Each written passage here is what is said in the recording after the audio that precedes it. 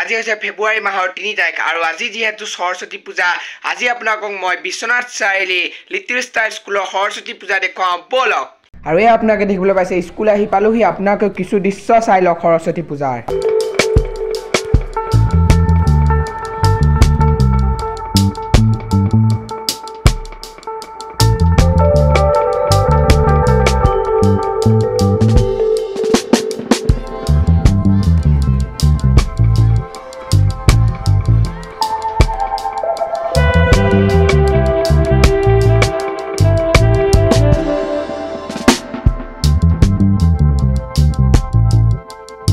আৰু এই আপোনালোকে দেখিবলৈ পাইছে কিছু দৃশ্য সৰস্বতী পূজাৰ